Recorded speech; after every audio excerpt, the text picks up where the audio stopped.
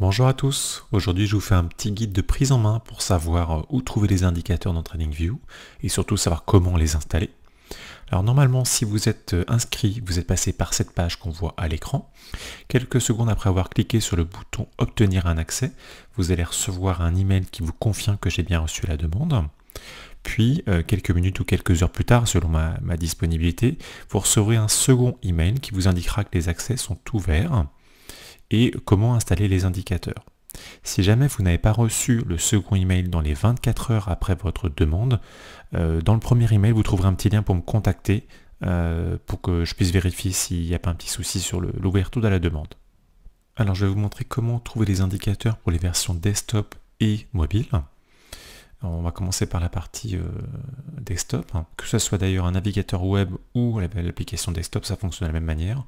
En haut de l'écran, vous avez un menu indicateur, alors en français ou en anglais selon la version installée. Vous allez dedans. Il va vous afficher différentes rubriques pour des filtres, des tris si vous voulez. Vous aurez vos favoris, les scripts si vous en avez codé, des indicateurs techniques, des indicateurs financiers, les scripts communautaires et le menu script sur invitation qui se trouve ici. Si jamais vous ne voyez pas ce menu, il se peut qu'il ne soit pas encore disponible, il faut forcer TradingView à aller chercher vos nouveaux accès. Comment on le force? Tout simplement sur un navigateur web, vous faites CTRL F5, ça va rafraîchir la page pour qu'il aille chercher vos nouveaux accès. Et si vous êtes sur la version desktop, vous la fermez et la réouvrez, et ça va également le forcer à aller chercher vos nouveaux accès.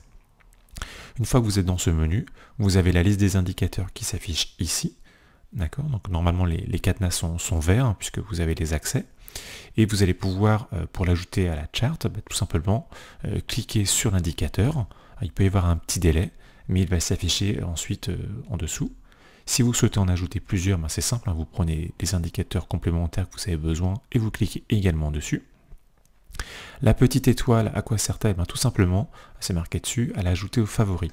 Ce qui veut dire qu'à partir du moment où vous marquez un indicateur avec l'étoile, il va s'ajouter dans le menu des favoris ici.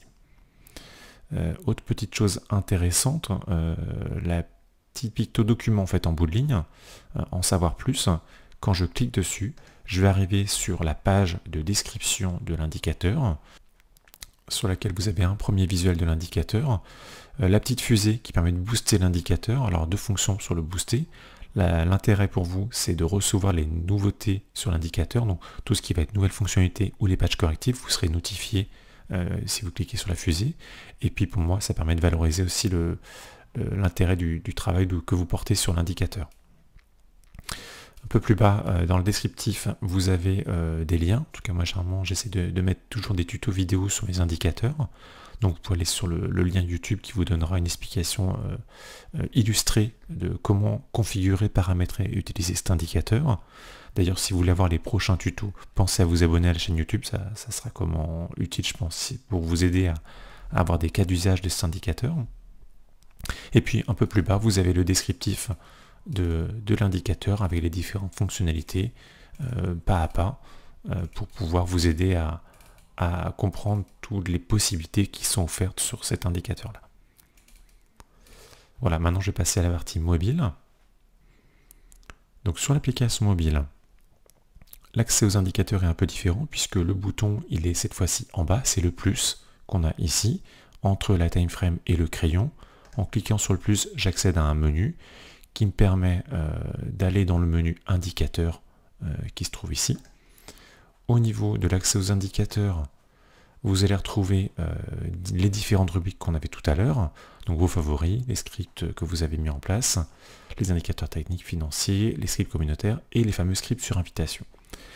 Si ce menu n'apparaît pas, de la même façon que tout à l'heure sur la partie desktop et web, il faut relancer l'application TradingView pour qu'il aille chercher vos nouveaux accès. Une fois que vous avez les nouveaux accès qui sont chargés, ce menu va s'afficher et en cliquant dessus, de la même manière, vous arriverez sur la liste des indicateurs ici et ça fonctionne de la même manière. En cliquant dessus, ça va s'ajouter sur la charte. Alors elle est en dessous donc on ne le voit pas à l'instant, mais je vais y revenir pour que vous puissiez le voir apparaître. Je vais fermer ce menu là. Voilà, et l'indicateur est affiché. Si je veux en mettre un deuxième, je recommence opération. Indicateur. Voilà, il revient là où je m'étais arrêté. Et voilà, par exemple, si vous voulez accéder à la documentation, bah, vous avez le petit picto documentation qui vous donne accès comme tout à l'heure, ou le petit picto étoile qui vous permet de pouvoir mettre l'indicateur dans vos favoris. Voilà, cette petite vidéo c'était pour vous guider sur comment trouver les indicateurs et les installer sur les charts dans TradingView. J'espère que ça aura été utile et pratique pour vous. Et si vous avez des questions, n'hésitez pas à me les mettre en commentaire ou à me les envoyer par mail. Bonne journée à tous.